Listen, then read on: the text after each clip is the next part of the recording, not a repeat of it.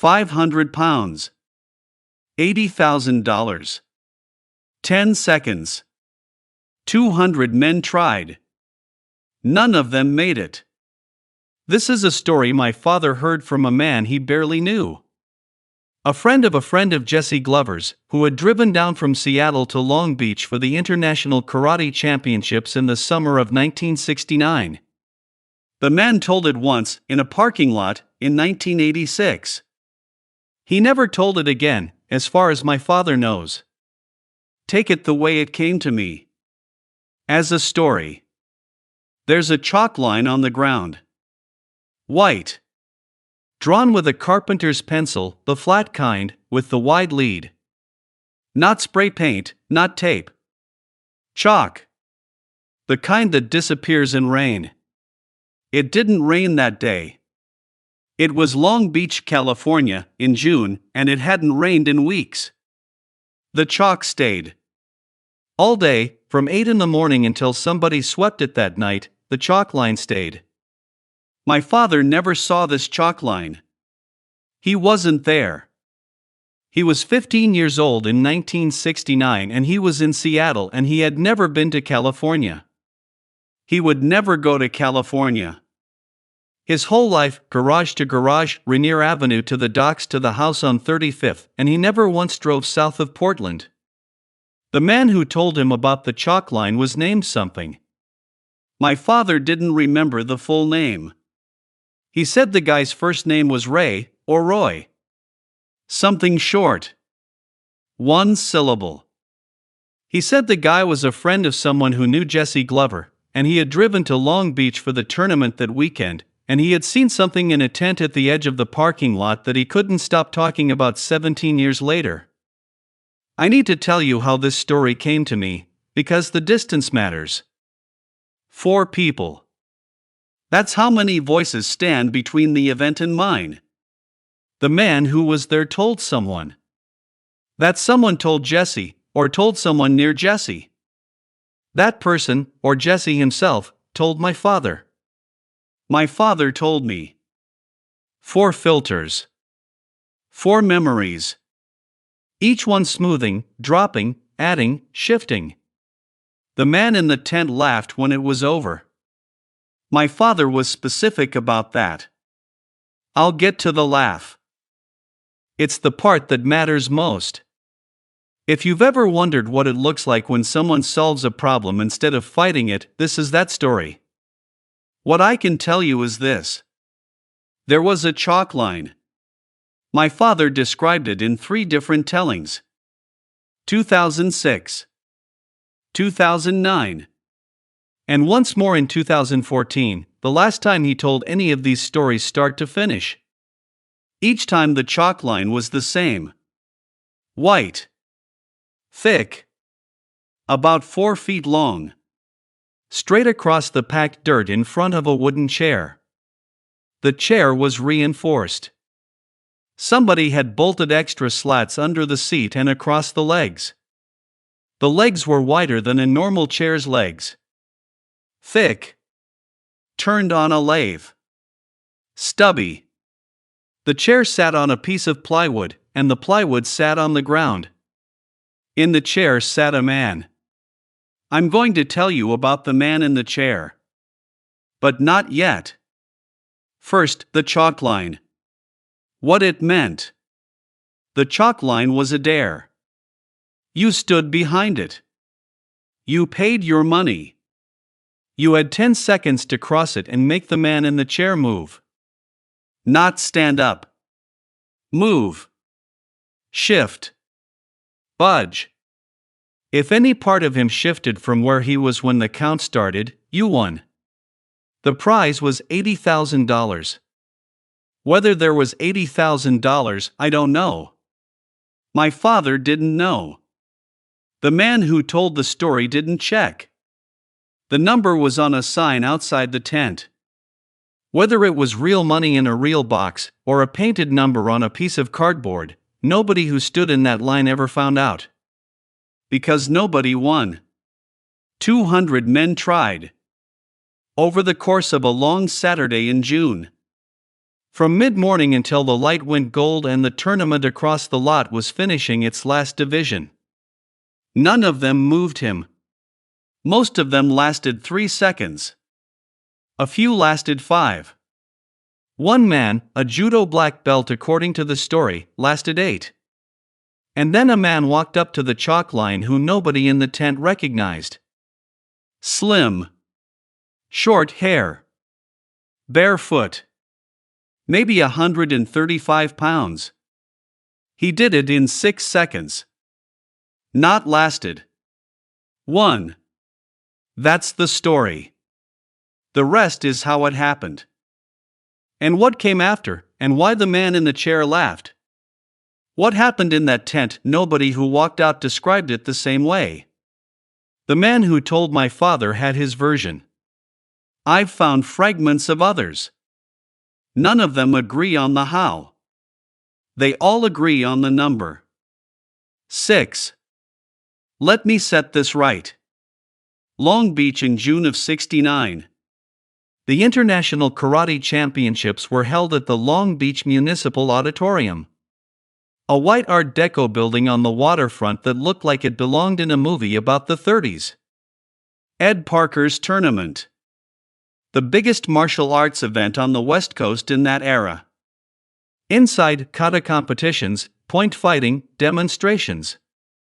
Men in white GI, barefoot on mats. Referees in dark suits. An audience of several hundred karate families, students, instructors. Serious people doing serious things under fluorescent lights. Outside, in the parking lot, a different country. Vendors. T-shirt tables with iron-on transfers. A man selling nunchaku out of a canvas duffel. Somebody doing a bow staff demonstration on the asphalt between 2 pickup trucks. A few food wagons, nobody called them food trucks in '69, they were just trucks that sold food. Hot dogs. Lemonade. Something that smelled like teriyaki but probably wasn't.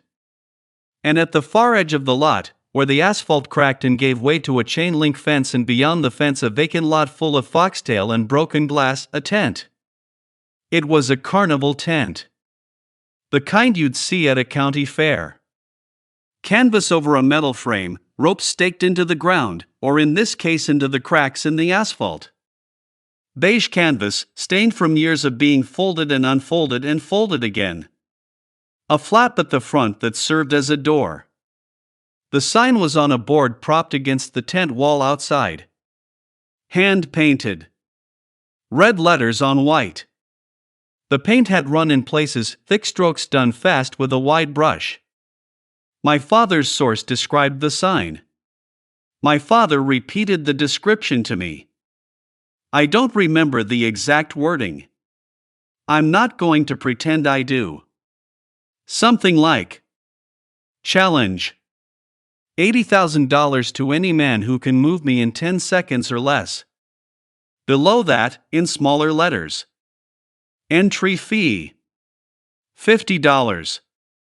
And below that, in the smallest letters. No weapons. No biting. No eye gouging. Everything else was allowed. $50. In 1969, $50 was not nothing. It was a day and a half's wages for a laborer. It was a week's groceries for a family of 3. The men who paid it, they weren't throwing money away. They believed they had a chance. Or they wanted to believe badly enough to pay for it. The tent had been running since Thursday, the first day of the tournament. By Saturday afternoon, the word had spread through the parking lot and into the auditorium and back out again. There's a guy in a tent. 500 pounds. Nobody can move him. He's got 80 grand. Whether that was true, the 80 grand, the 500 pounds, any of it, was beside the point. The line was real. The men in the line were real. The sounds coming out of the tent were real. I want to give you the inside of that tent. Because my father's source described it, and the description is specific enough that I trust it. Or trust that it's close. Canvas walls. No windows. The light came through the canvas itself, diffused, amber, the color of weak tea. In June in Long Beach at 3 in the afternoon, the inside of a canvas tent is hot. Not warm. Hot. The air doesn't move. It sits on you. The ground was packed dirt. Or maybe packed sawdust over dirt. The description shifts between my father's tellings. In 2006 he said dirt. In 2014 he said sawdust. I'll split the difference and say packed earth with sawdust scattered on top, the way you'd do in a horse barn to keep the dust down. A circle of chalk on the ground. 12 feet in diameter, give or take. White. Redrawn each morning, somebody swept and rechalked before the first challenger of the day. By Saturday afternoon, the chalk was smudged on one side. The near side. The side that challengers came in from. Scuffed by 200 pairs of shoes. The other side, the giant side, was clean. Untouched. That detail. My father said it 3 times. The chalk on the giant's side was clean. Nobody had pushed him far enough to touch it. In one corner, a wooden folding chair where the referee sat. The referee was a local man, not a fighter. He had a stopwatch and a whistle. At the back, a curtain. Behind the curtain, allegedly, a lockbox. Whether there was money in it, I've said this already. Nobody checked. And in the center of the circle, the chair. And in the chair, the man. I want to talk about the giant. Not Bruce. Not yet. The giant. Because the giant interests me. The giant was good at what he did. Remember the chalk line. The clean side. We'll come back to it. 500 pounds. Approximately. Maybe more, nobody weighed him, and the number on the sign could have been rounded in either direction. My father's source described him as, and this is the phrase my father kept, like he was poured into that chair. 6'4", roughly. But wide enough that his height didn't register the way height usually does. He registered as mass. As volume. As a thing that occupied space in a way that other men didn't. White t-shirt, too small, stretched across a torso that was wider than the chair's back. Canvas trousers, too short, showing thick ankles and bare feet flat on the plywood. His skin was tanned. Not beach tanned. Working tanned. His hair was short. His eyes, when they were open, were small and set deep in a face that was mostly cheekbone and jaw. He wasn't fat. That's important. There was fat, of course there was fat on a 500-pound man, but beneath it there was architecture. Thick bones. Thick muscle. A neck wider than most men's thighs. Forearms like fence posts. This was not a man who happened to be large. This was a man who had been large his whole life and had learned what large could do. And what large could do, what he had figured out, over years of running this challenge at county fairs and strongman exhibitions and the edges of martial arts tournaments up and down the West Coast, was this. Stay still. That was the job. Sit in the chair. Plant your feet. Brace your back. Let them come. 500 pounds of man, planted low in a wide chair, braced against a piece of plywood that gave him purchase on the ground, the physics were simple. A 200-pound man running at a 500-pound man braced at low center of gravity generates less force than you'd need to slide a loaded refrigerator across a kitchen floor. It doesn't matter how strong you are. The math doesn't work. The giant had done this math 1,000 times with his body. Not with numbers. With experience. He knew how men pushed. He knew the angles.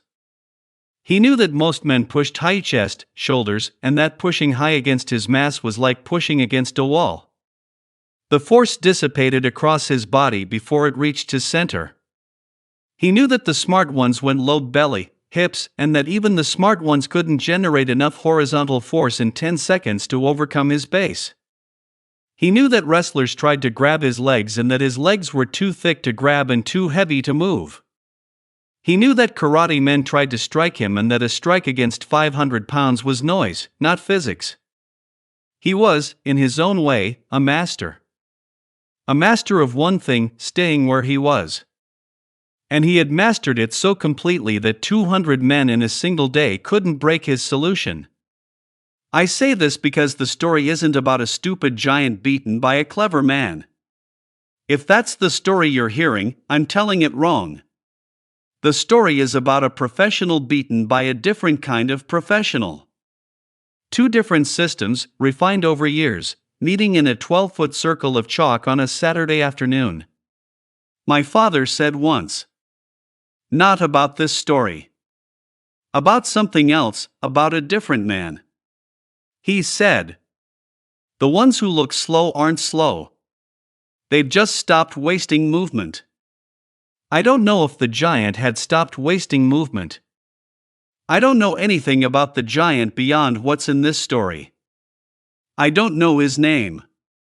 My father didn't know his name. The man who told the story didn't give one. Maybe the giant never gave one.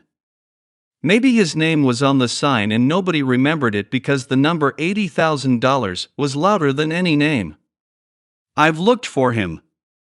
I've spent time, too much time probably, searching for records of a carnival strongman in the Long Beach area in 1969. A man who ran a challenge tent at martial arts tournaments. I found one reference. 1. In a martial arts magazine from 1971, that mentions a challenge tent at a tournament in California where a man offered money to anyone who could dislodge him. No name. No weight. No date beyond the year. It might be the same tent. It might not. In about 20 minutes of this story, that tent will be empty. The chalk will be smudged on both sides. And the giant will be on the ground. I'm telling you what the man in the parking lot told my father. My father told me. And now I'm telling you. That's all this is. What the giant did between challengers, this is the part one keep thinking about. He sat.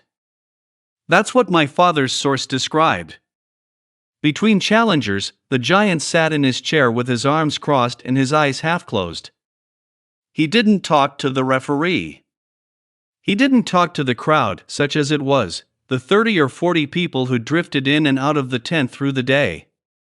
He didn't stretch. He didn't eat. He didn't drink. Or if he did, nobody saw it. He sat the way a cat sits. Not asleep. Not awake. Somewhere in between, where the body is at rest but the attention is on. When a new challenger stepped up to the chalk line, the giant opened his eyes. Uncrossed his arms. Planted his feet flat on the plywood. Put his hands on the edges of the seat. And waited.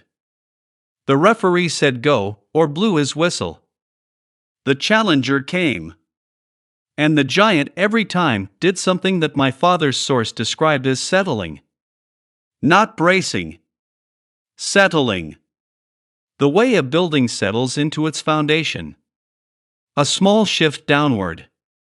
A compression. And then, nothing. He didn't push back. He didn't resist.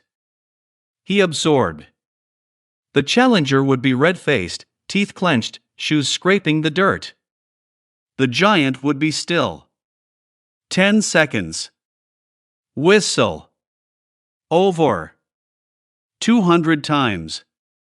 Until late afternoon. Until the light through the canvas went from amber to gold. Until most of the tournament crowd had gone back inside for the finals, and the vendor tables were starting to fold up, and the parking lot was half empty.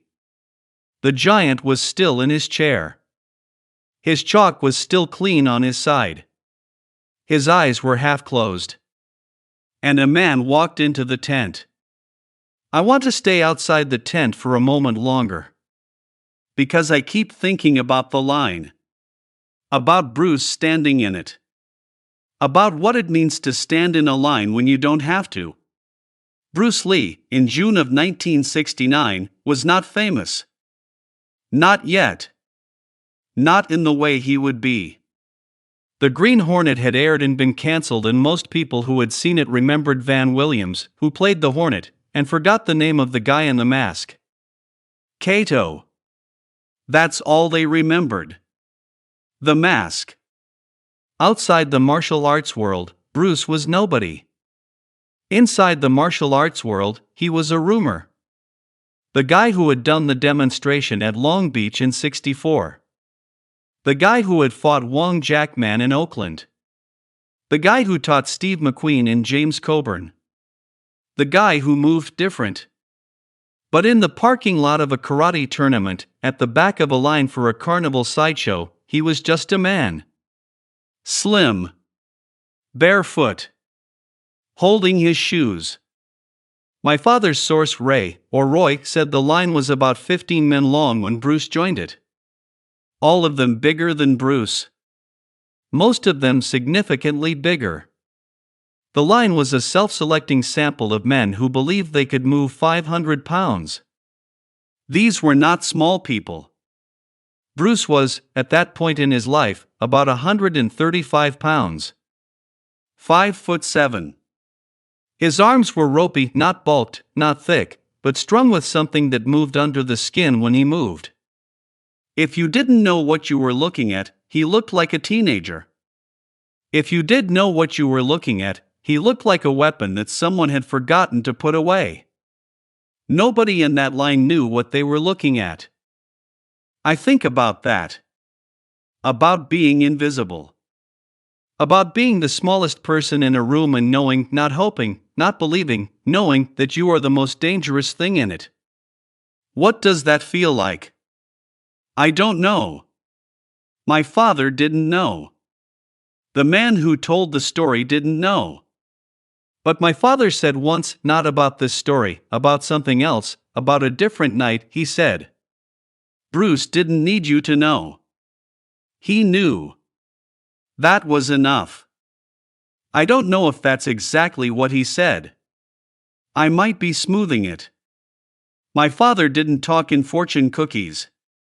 But the feeling is right. Bruce didn't perform before the performance. He waited. He watched. He decided. The line moved. Men went in. Men came out. Some came out laughing. Some came out rubbing their shoulders. One man, according to the story, came out and sat on the asphalt and put his head between his knees. Bruce watched all of this. He was, by this point, maybe 4 or 5 men from the front. Close enough to hear the sounds from inside the tent. The grunt of effort. The scrape of shoes on dirt. The occasional thud, heavy, dull, the sound of a man's body hitting packed earth. And then the referee's whistle, or whatever signal ended the attempt. Every 10 seconds. A whistle. A new man. What happened next, and I should say, I'm reconstructing this from my father's version of the parking lot version, so the layers of telling are thick here. What happened next is that the man directly in front of Bruce turned around and said something. My father said the man who told this story said the guy was big. Not giant big, but 220, 230. Broad. Friendly face, according to the story. He looked at Bruce and he said something like, "You here to watch, or you going in?" And Bruce said, "Going in." The man looked at him. Looked down at him. Not with contempt, the story is clear about that. With something closer to concern. The way you'd look at a kid standing at the edge of a diving board that's too high. The man said, "He's big, brother. Real big." Bruce didn't say anything. The man shrugged. Turned back around. The line moved. Bruce stepped into the tent. "I'm going to slow this down. Because my father slowed it down when he told it, and the man who told my father slowed it down when he told it. Everybody who carried this story carried it slowly at this point. Because this is the part that matters." Bruce stepped through the canvas flap. Inside, sawdust on the ground, packed hard from a day of foot traffic. The chalk circle, 12 feet in diameter, give or take. Scuffed on one side, clean on the other. The folding chair in the corner where the referee sat. The curtain at the back. And the giant. The giant was in the center of the chalk circle, in his chair, with his arms at his sides and his feet flat on the plywood. And for the first time all day, according to the story, the giant looked at a challenger before the whistle. He looked at Bruce's feet. My father's source was specific about this. The giant looked at Bruce's bare feet on the sawdust. Then he looked at Bruce's face. Then he looked back at the feet. Something about the feet. I've thought about this. Why the feet? And I think, though this is my interpretation, not the story's, I think it was because Bruce was barefoot and everyone else who had come in was wearing shoes. Boots, most of them. Work boots, military boots, sneakers. Heavy things. Things you brace with. Bruce was barefoot. And the way a barefoot man stands on a surface is different from the way a man in shoes stands. The toes grip. The weight distributes. The posture changes, it drops, slightly, into something more connected to the ground. The giant, if he had been doing this for years, if he had seen hundreds, maybe thousands of men step up to his chalk line, had seen every kind of shoe and every kind of stance. He had never seen bare feet. That's what I think he saw. Not Bruce Lee. Not a martial artist. Not a legend. He saw a pair of bare feet that moved differently. The referee said something. Go, or a whistle, or just a nod. The clock started. What happened in the next 6 seconds? I'm going to tell it the way my father told it. Which is the way the man in the parking lot told it, which is, I assume, the way the man who was there told it to Jesse Glover, or to whoever told it to Jesse. That's 4 versions between the event and my voice. Maybe 5. The details that survive that many tellings are the details that are true or the details that are too good to let go. I can't always tell the difference. Here is what survives. Bruce did not move toward the giant. Not at first. For the first second, maybe 2, Bruce stood at the edge of the chalk circle and looked at the giant. Just looked. The way you look at a problem. The giant waited. He was used to waiting. 200 men had run at him that day. Pushed, shoved, tackled, tried to trip. He had sat through all of it. He was 500 pounds of patience. Bruce took 1 step into the chalk circle. Then he dropped. Not dropped as in fell. Dropped as in lowered. His center of gravity went from standing height to something much lower in less than a second. My father's source said it looked like Bruce had disappeared. One moment he was standing. The next moment he was somewhere below the line of sight. What Bruce did, as near as the story can tell, was this. He went low. Below the giant's knee line. He didn't tackle. He didn't push. He went under. The giant had spent 4 years bracing against force from the front. From the chest, the shoulders, the waist. Every challenger had tried to move him by pressing against him, by matching force against mass. Bruce didn't press against him. Bruce went where there was nothing to press against. He went to the base. My father's source said Bruce put both hands on the piece of plywood under the chair, and did something to it. Pulled it, or shifted it, or the description is not clear. The story breaks down here, in the way stories break down at their most important moment. Nobody who tells it can describe exactly what happened at the base of that chair, because it happened too fast and too low for anyone to see clearly. What they saw was the result. The chair moved. Not much. An inch, maybe two. The plywood under the chair shifted, or the chair shifted on the plywood, and the giant's feet, which had been flat and braced, lost their purchase. Not for long. A fraction of a second. But a fraction of a second was enough. The giant was balanced perfectly, immovably balanced, and then he wasn't. 500 pounds, off balance by 2 inches, is not a wall anymore. It's a falling building. Bruce stood up. From the low position, he came up fast, faster than the story can describe, and he put one hand on the giant's chest and pushed. Not hard. The story says not hard. My father's source said it didn't look hard. It looked like Bruce was guiding the giant somewhere. Like a hand on a door. A suggestion, not a shove. But the giant was already off balance. That fraction of a second, those 2 inches of shifted plywood, they had undone 4 years of physics. The giant went over. The chair tipped. The plywood slid. 500 pounds of man went from vertical to horizontal in a motion that, my father's source said, was almost graceful. Like a tree falling. Not crashing. Falling. He hit the sawdust on his back. Both shoulders. Down. The referee blew the whistle. 6 seconds. I want to say that number again. 6 seconds. 200 men had tried. Over the course of a day. Karate black belts, judo practitioners, wrestlers, football players, dock workers, military men. Big men. Trained men. Strong men. None of them had put the giant on his back. Bruce did it in 6 seconds. He did it by not doing what everyone else did.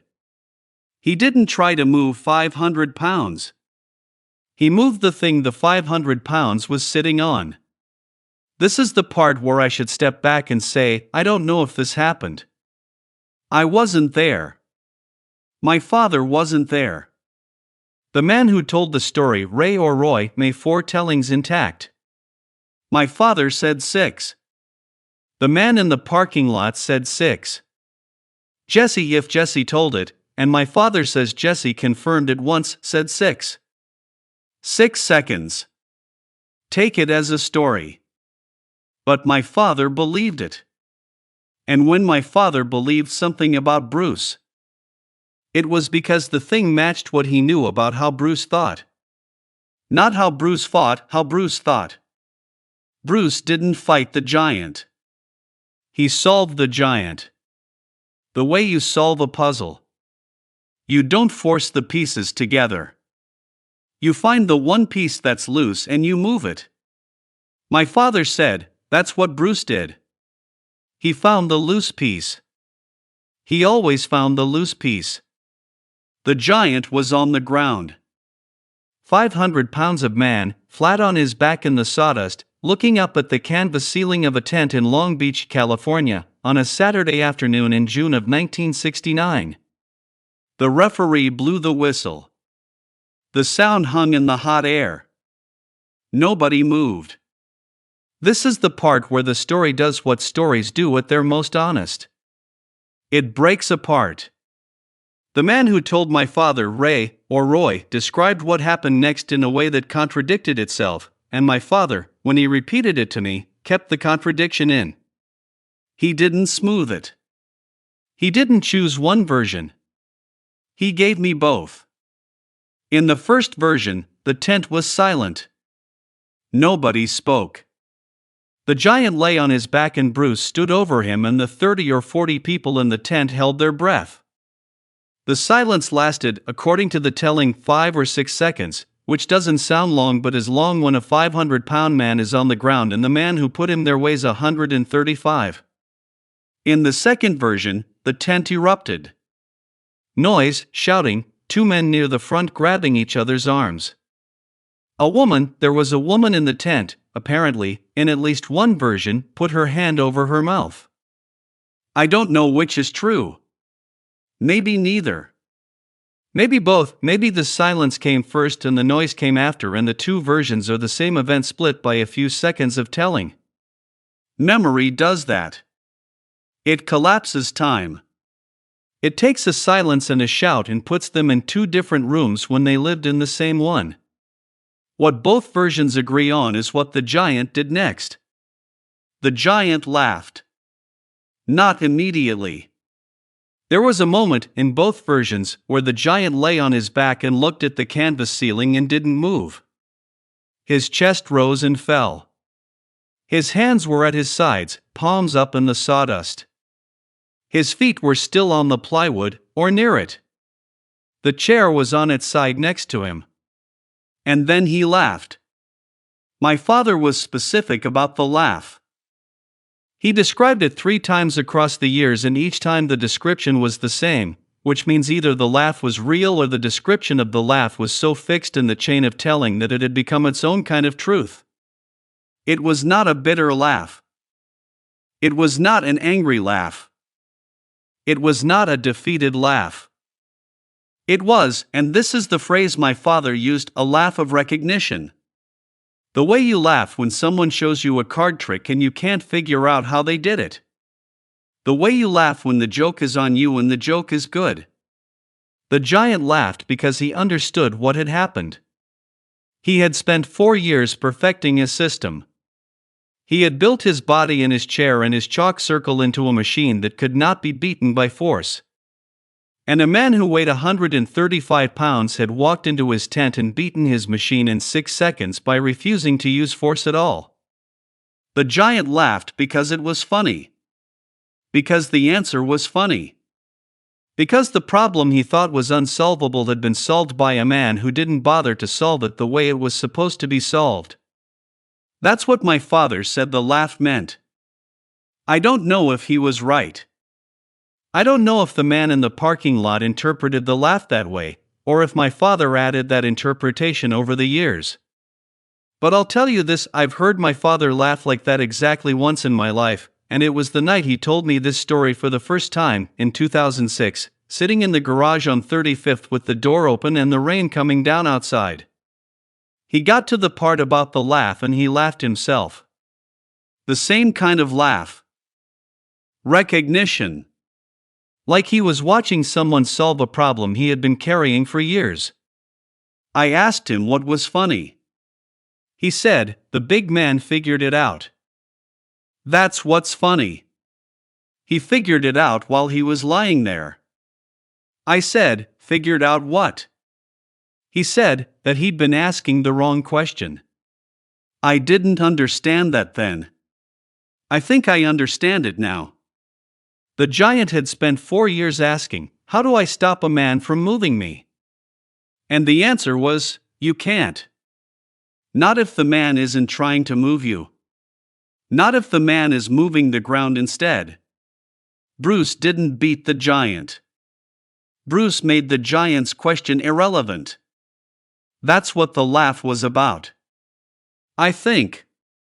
Or maybe the giant just laughed because a 135-pound barefoot man had knocked him on his back in a carnival tent, and what else are you going to do? There's a piece of this I haven't told you. About what happened after the laugh. The giant got up. This took time. 500 pounds doesn't rise quickly. He rolled to his side, got a hand under himself, pushed up to one knee, then the other knee, then stood. The chair was still on its side. Somebody, not Bruce, somebody from the crowd, set it upright. The giant looked at Bruce. Bruce looked at the giant. My father's source said Bruce bowed. A small bow. Not deep, not theatrical. The kind of bow you give to someone whose skill you've understood. The giant didn't bow. He nodded. A single nod. Then he sat back down in his chair. Put his feet on the plywood. Crossed his arms. The referee looked at the giant. The giant looked at the referee. Something passed between them, a look, a decision, and the referee picked up his whistle. The challenge was still open. Bruce walked out of the tent. I don't know if anyone else tried after Bruce. I don't know if the giant paid the $80,000. I don't know if there was $80,000. I don't know what the giant's name was or where he went or if he ran the tent again after that day. He went back to sitting. That's the last thing the story says about him. He went back to sitting in his chair with his arms crossed and his eyes half closed, and the chalk on his side of the circle was no longer clean. 17 years later. A parking lot in Seattle, 1986. November. Rain, but the light kind, the kind that hangs in the air more than it falls. A parking lot behind a strip mall on Aurora Avenue, near the martial arts supply store that used to be there before it became a nail salon, which became a vape shop, which became nothing. My father was there to buy a heavy bag. He had driven from the house on 35th, across the bridge, up Aurora. He parked. He went in. He came out with the bag over his shoulder and a man was leaning against the truck next to his. The man knew Jesse Glover. That's how they started talking. My father mentioned something, I don't know what, a name, a reference, and the man said, "You know Jesse." And my father said, "I know of Jesse." And that was enough. They talked for 20 minutes in the rain. The man told 3 stories. My father remembered 2. This was one of them. The man had been at Long Beach in '69. He had seen the tent. He had stood in the line. He had not gone in. He was, according to my father, not a small man, but not the kind of man who pays $50 to push against 500 pounds. He had watched from outside. He had seen Bruce go in. He had seen Bruce come out. He said Bruce came out of the tent and walked past him and didn't look at anyone. He said Bruce was carrying his shoes in one hand. He said Bruce's feet were dusty. He said Bruce walked across the parking lot to a car, a dark car, he didn't remember what kind, and got in and sat for a minute before driving away. He said he didn't know it was Bruce Lee. Not then. He figured it out later. Years later. He saw a photograph of Bruce in a magazine, Enter the Dragon, probably 73 or 74, and he recognized the walk. Not the face. The walk. I want to stay with that. The walk. My father asked him, "What do you mean, the walk?" And the man said, "He walked like he didn't need the ground." My father kept that phrase. He said it to me 3 times, across 3 different tellings. He walked like he didn't need the ground. Whatever that means. I know what I think it means, but I'm not going to tell you because I don't want to smooth someone else's phrase with my interpretation. The man in the parking lot said one more thing about the tent. He said that after Bruce left, he went inside. Not to challenge, just to look. He said the tent was almost empty by then. Late afternoon.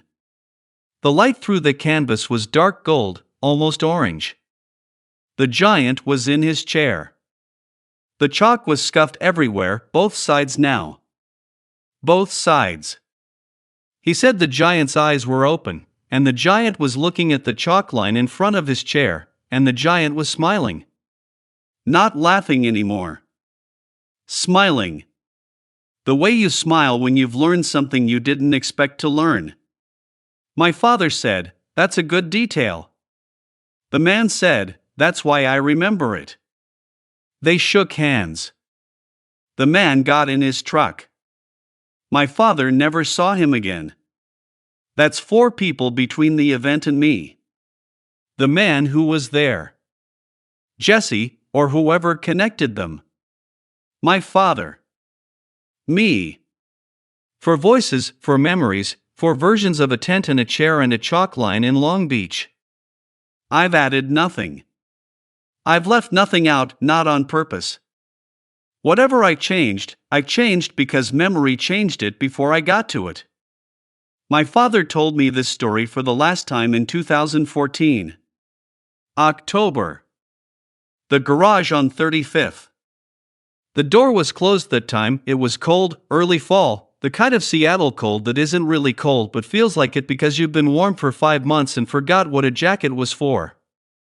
He told it differently that time. Shorter. He left out the parking lot. He left out the man's name, not that he'd ever been sure of the name. He left out the number of men who had tried. He left out the woman in the tent. He left out the bow. What he kept was this. A chalk line. A big man in a chair. A small man with bare feet. 6 seconds. And the laugh. He said, the big man laughed because he finally understood the question. I said, what question? He said, the question wasn't how do you stop someone from moving you. The question was, what are you sitting on? I sat with that. I'm still sitting with it. There's a thing that happens when you hear a story enough times. The details fall away. The names go. The numbers blur. What stays is the shape. The feeling. The thing the story was trying to say before it got dressed up in facts. This story is about a chalk line. A line drawn with a carpenter's pencil on packed dirt in a carnival tent. A line that meant, cross this and prove something. 200 men crossed it and proved nothing. 1 man crossed it and proved that the question was wrong. I don't know if Bruce Lee walked into a tent in Long Beach in 1969. I don't know if there was a giant in a chair. I don't know if the number was 6 seconds or 10 or 3. I don't know if there was $80,000 behind a curtain or just a painted number on a piece of cardboard. I know my father told me this story. I know the man in the parking lot told my father. I know someone told the man. I know the story survived 4 tellings in 17 years in the rain on Aurora Avenue and the garage on 35th. Stories that survive that long aren't true or false. There's something else. They're the shape of what someone understood. My father understood this. You don't beat the man in the chair by pushing the man. You beat him by moving the chair. That's not a fighting lesson. That's a thinking lesson. That's the kind of lesson that sounds obvious after you hear it and impossible before you do. I think about the chalk. The white line on packed dirt. The kind that disappears in rain. It didn't rain that day in Long Beach. But it rained eventually. It always rains eventually.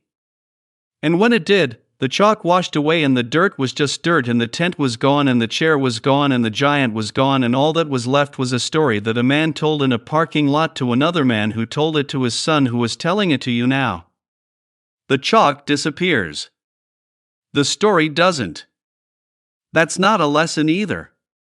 That's just the way it works.